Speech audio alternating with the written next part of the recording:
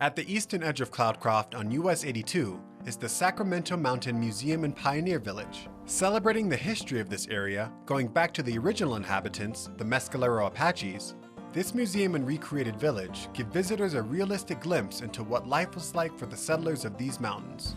Collected and reconstructed on this property are the more essential components of a pioneer town.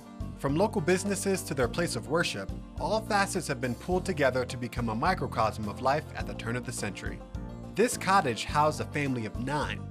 Cozy feels like an understatement. But from ranchers to people harvesting timber for the railroad, the folks who carved out a life for themselves in this rugged environment were resilient, to say the least.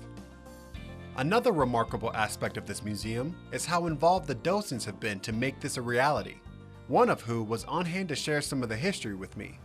What happened originally was J. Arthur Eddy and his brother and a lawyer out of El Paso wanted to build a railroad from El Paso north, and they needed lumber for cross ties and buildings and trestles. Cloudcroft started as a logging enterprise for the railroad. They did a spur line that came up the mountain to here. Once the train started coming up the mountain, they added excursion cars, and then the railroad actually built some facilities like the lodge, and that all started with J. Arthur Eddy.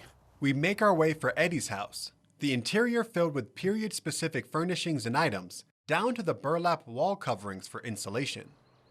This is the original railroad depot from Mountain Park, which is a few miles down the mountain here. So we've made this into a combination depot and post office. The way they did the post offices back then is they had 2 boxes, ingoing and outgoing, and everybody just came in and went through the mail and picked theirs out. You got to trust your neighbors back then, huh?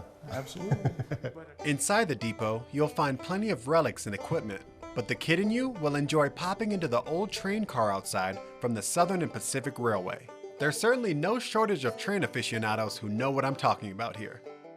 I was just headed out when I got pulled in another direction. Come in, get out of that sunshine. I know, you got some shade under here. What do we have? We got this is called a chuck wagon.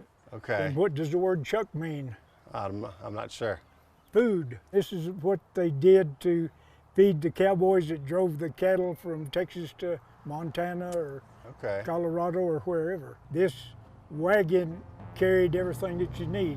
Extra food, bedrolls, feed for the horses, blacksmith stuff. Most of the time they got 2 meals a day, one before the sun came up and one after the sun went down. And it was basically all the same. It was going to be beans, beans, beans, and biscuits, some kind of meat, probably fried bacon or sow bellies, what it was called. Right. Next time I'm getting a biscuit and some beans. That's correct. Thank you, sir. You bet. Note to self, come back for the biscuits.